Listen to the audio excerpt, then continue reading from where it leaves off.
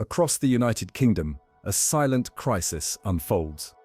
While London thrives and major cities expand, dozens of smaller towns face an existential threat.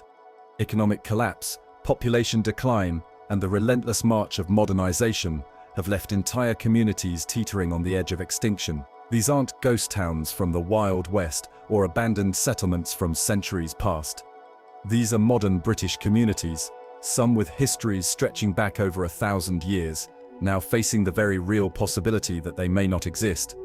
The factors driving this unprecedented decline are complex and interconnected. The death of traditional industries, the rise of online shopping, an aging population, climate change impacts, and the magnetic pull of larger urban centers have created a perfect storm threatening the survival of these communities. What you're about to witness is not just statistics or economic theory. These are real places where real people have built their lives, raised families, and created communities. Yet the harsh reality is that some of these towns may become footnotes in history books, rather than thriving communities for future generations. Through rigorous analysis of demographic trends, economic indicators, infrastructure decay, and expert predictions, we've identified 25 UK towns facing the gravest threat to their continued existence. Their stories serve as a warning and a call to action for a nation grappling with profound social and economic transformation. Wales.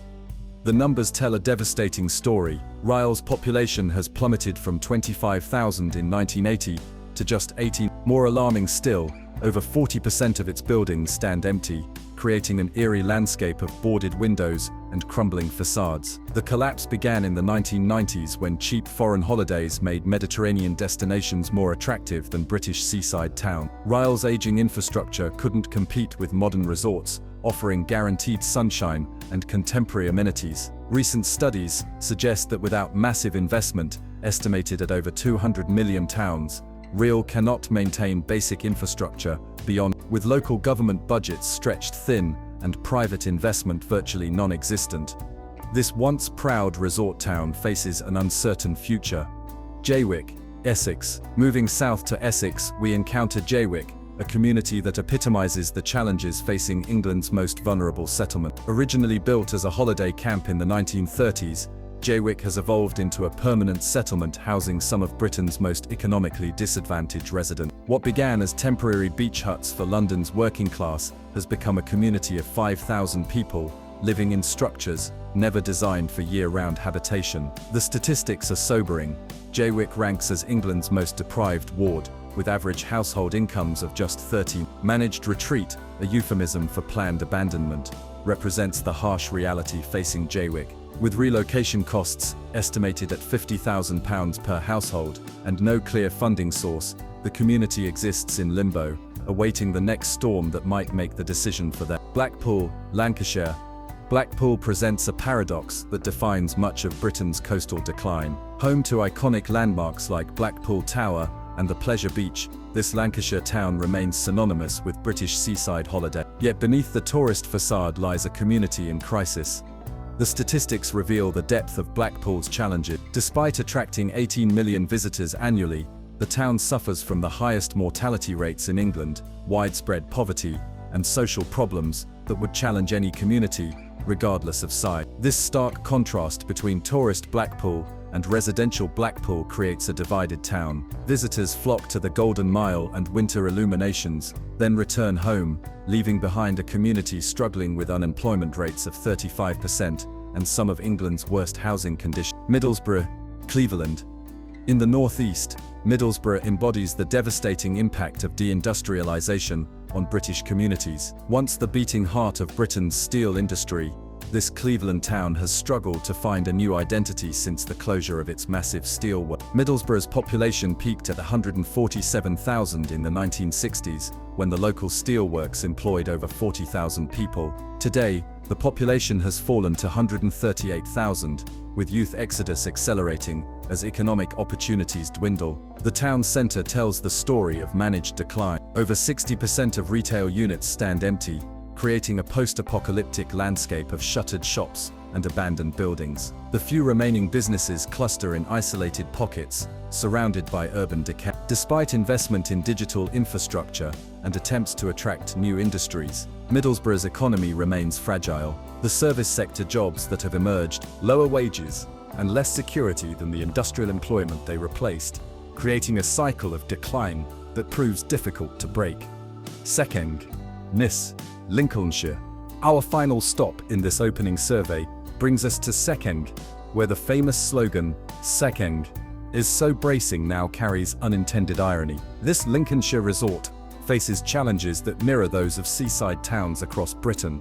Like Ryle and Blackpool, Sekeng built its identity around domestic tourism that has steadily eroded since the 90s. What makes Sekeng particularly vulnerable is its complete dependence on seasonal trade, with 80% of employment linked directly to tourism. The town's population swells from 19,000 in winter to over 50,000 in summer, creating enormous strains on infrastructure designed for a much smaller permanent community.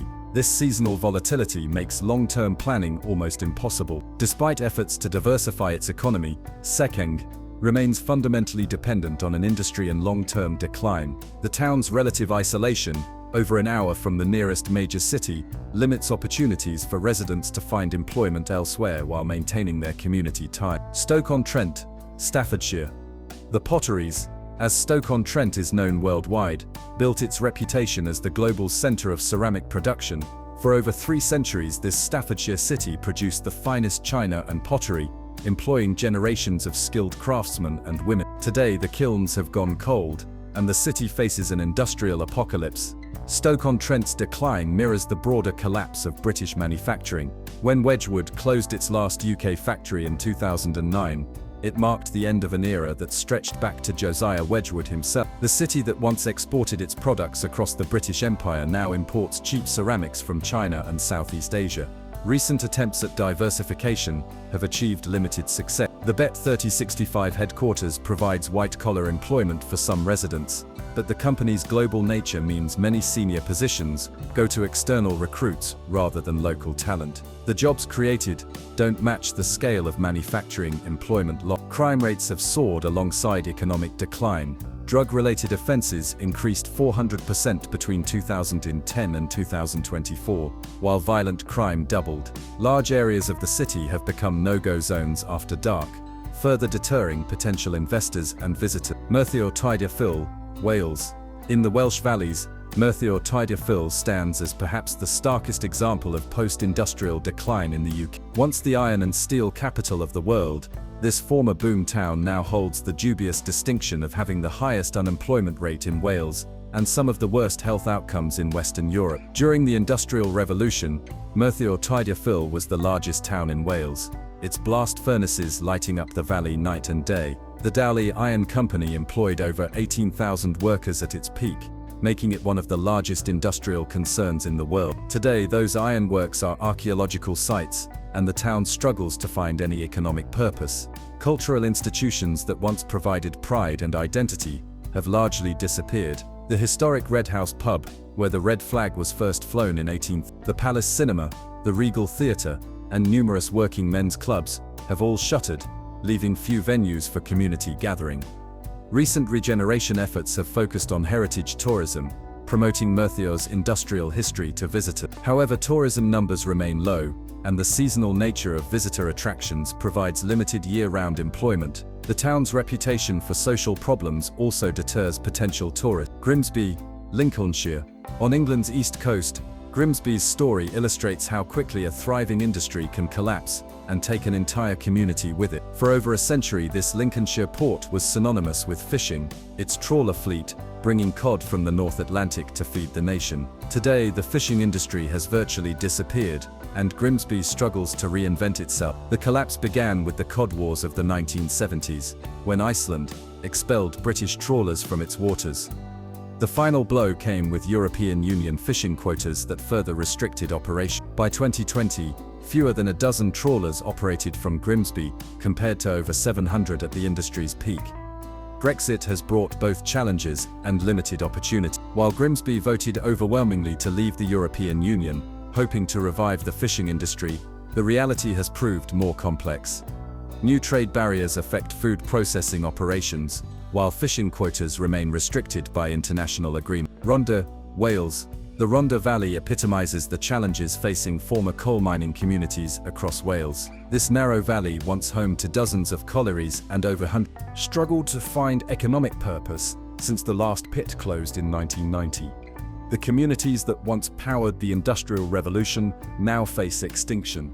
At its peak, the Rhondda produced 1/3 of the world's coal, with mines extending deep into the Welsh mountains. The valley's terraced houses, built on steep hillsides to accommodate mining families, created one of the most densely populated areas in Europe.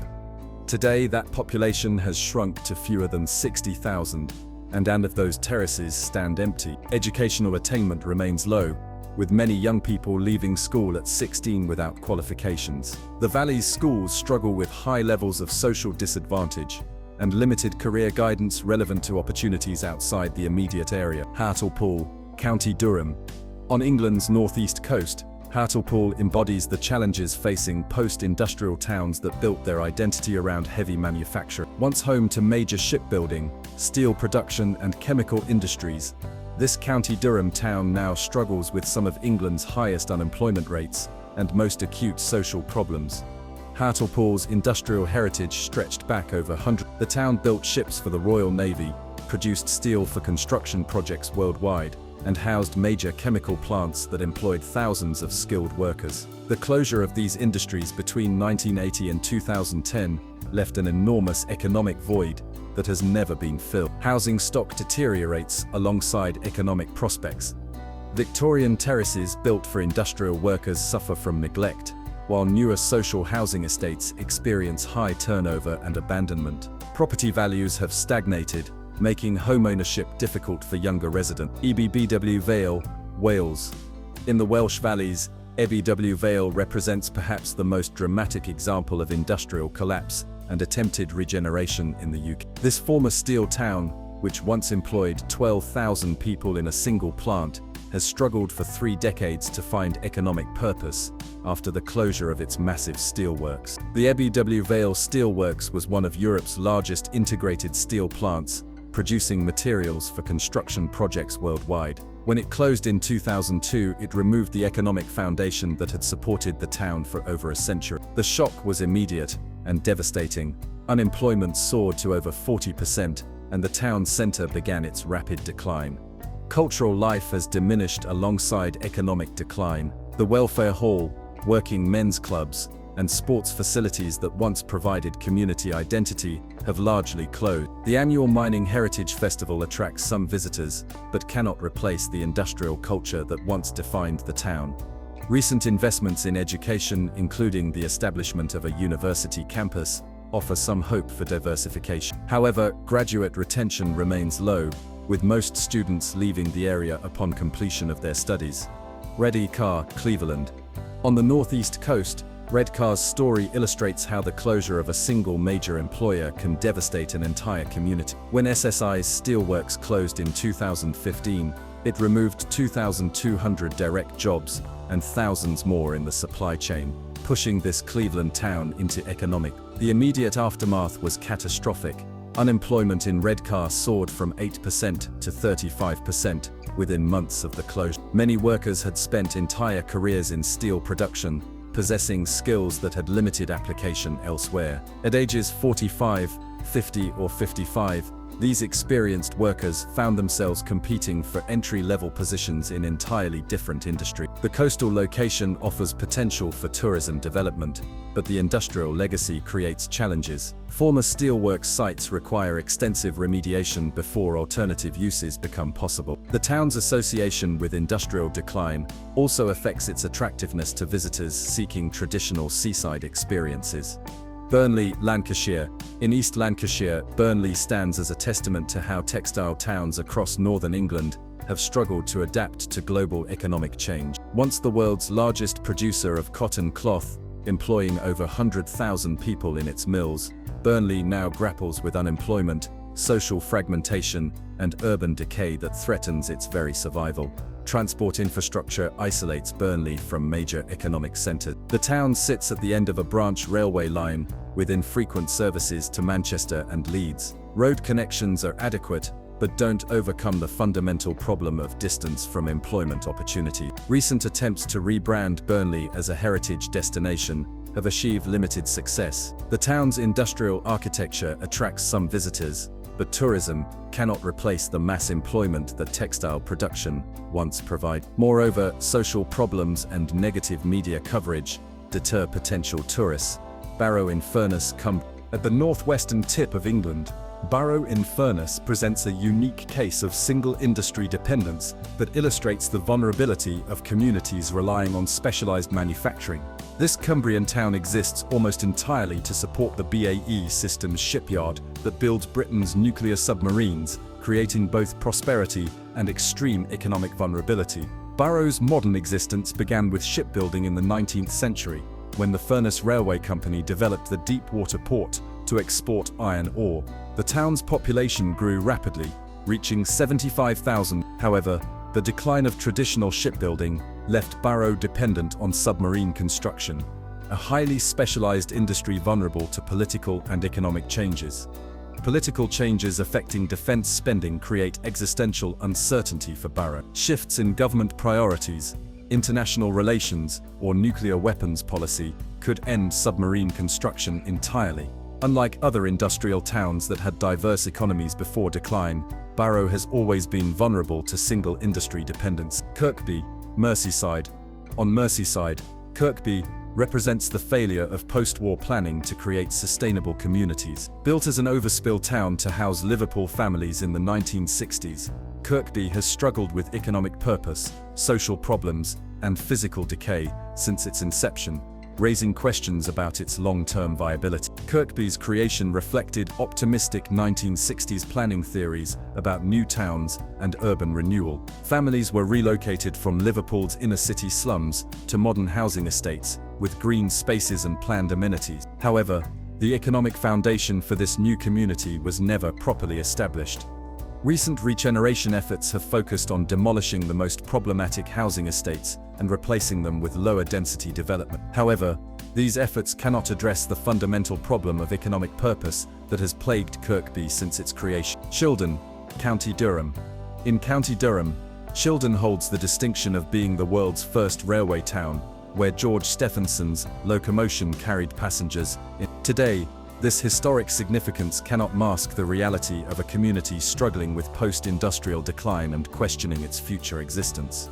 Heritage tourism offers some hope for economic diversification. The National Railway Museum's Shildon site attracts visitors interested in railway history, but tourism cannot replace the mass employment that railway works once provided. Moreover, seasonal visitor patterns limit year-round economic benefit. Recent investment in renewable energy, including wind turbines on former industrial sites, provides some employment but cannot match the scale of traditional industries. The skills required for green energy development differ significantly from traditional engineering expertise. Blaenau Festiniog, Wales.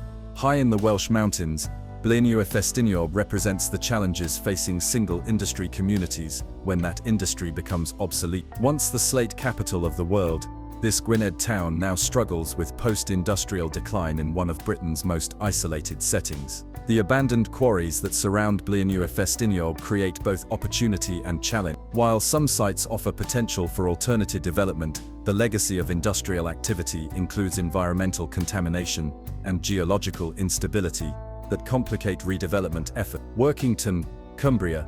On Cumbria's coast, Workington illustrates how the closure of major industries can devastate communities that developed around single employers. The town's steel and chemical industries provided prosperity for generations before their collapse left residents struggling to adapt to an entirely different economic reality. Recent investments in nuclear decommissioning at nearby Sellafield provide some employment opportunities, but these jobs require specialized skills that many former industrial workers lack. Moreover, nuclear industry employment is often temporary, linked to specific decommissioning projects rather than long-term operation. Wind energy development offers hope for some replacement employment, but the scale cannot match traditional industry. Manufacturing wind turbine components requires different skills from steel and chemical production, necessitating extensive retraining programs with uncertain outcome. Ferndale, Wales. Deep in the Rhondda Fach Valley, Ferndale represents the most extreme example of coal mining community decline in Wales. This former boomtown, which once housed 8,000 people working in local collieries, now struggles to maintain basic services for its remaining. Ferndale's existence was entirely dependent on coal mining. The town developed around the Blaenau Colliery and Ferndale Colliery, which employed virtually every working man in the community. The terraced houses climbing the valley sides were built specifically to house mining families, creating one of Wales's most distinctive industrial landscapes. Climate change poses additional threats to Ferndale's viability. Increased rainfall in the Welsh mountains creates flooding risks in the narrow valley, while extreme weather events can isolate the community by blocking the single-access road. Long-term climate projections suggest these problems will intensify. Corby, Northamptonshire. In Northamptonshire, Corby presents a case study in how towns can recover from industrial collapse, only to face new existential threats. Once devastated by steelworks closure in 1980, Corby rebuilt itself as a service centre, yet demographic changes and economic pressures now threaten this remarkable recovery. The town centre, rebuilt in the 1990s around retail consumption, now faces the same challenges affecting shopping centres across Britain. Online shopping and changing consumer behaviour have created high vacancy rates and reduced footfall, undermining the economic model that drove regeneration. Recent attempts to attract higher value employment have achieved limited success. While some technology and logistics companies have located operations in Corby, these tend to be back-office functions that could easily relocate elsewhere. The town lacks the cultural amenities and graduate workforce that attract knowledge-based industries. Port Talbot, Wales. The Welsh Government's attempts to diversify Port Talbot's economy have achieved limited success. Despite investment in enterprise zones and business parks, few companies relocate to areas perceived as environmentally polluted and economically unstable. The steelworks dominance actually deters diversification effort. Recent proposals for hydrogen-based steel production offer some hope for transitioning to cleaner technology while maintaining employment. However, these plans require enormous public investment and technological development that may not prove commercially viable. The community faces an uncertain wait while politicians and industrialists debate its future. Revisited and Mablethorpe, Lincolnshire. Returning to Britain's struggling seaside resorts, the comparison between Rila and Mablethorpe illustrates how coastal communities across the UK face similar challenges despite different regional contexts. Both towns struggle with seasonal economies, aging populations, and climate change impacts that threaten their long-term viability. Social isolation affects many residents, particularly elderly people, who move to Mablethorpe for retirement, but now find themselves cut off from family and service. Healthcare provision is limited, requiring travel to larger towns for specialist treatment. Winter months can leave vulnerable residents effectively housebound. Both Rila and Mablethorpe illustrate how seaside towns face compound challenges that reinforce each other. Economic decline reduces resources for infrastructure maintenance, which accelerates physical deterioration, which further deters visitors and investment. Breaking this cycle requires intervention at a scale that local authorities cannot afford. Killiter Moor, Cumbria. In West Cumbria, Killiter Moor represents the extreme end of post-industrial decline, a former mining town so reduced in size and economic purpose that its continued existence becomes questionable. Once home to 10,000 people working in iron ore mines, the town now houses fewer than 6,000 residents, with limited prospects for economic recovery. Climate change poses additional challenges for communities like Killiter Moor. Increased rainfall and extreme weather events affect the narrow valley roads that provide access to larger towns. The community's small size and limited resources make it particularly vulnerable to service disruption. Millom, Cumbria.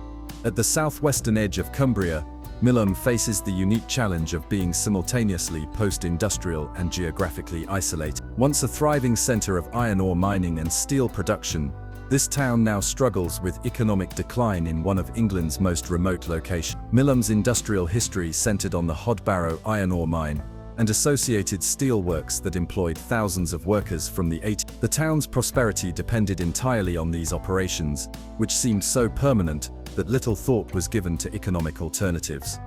The mine's closure in 1968 marked the beginning of a decline that continues to. Attempts to attract alternative industries failed due to the town's remote location at the end of transport networks. Unlike mining towns closer to major cities, Milam could not transition to serving as a dormitory community for commuter workers. Social isolation affects many residents, particularly elderly people who remember Milam's industrial prosperity. Limited public transport, reduced services, and family dispersal create loneliness and mental health problems that strain overstretched support services. The contrast between Milam's industrial past and current reality is stark.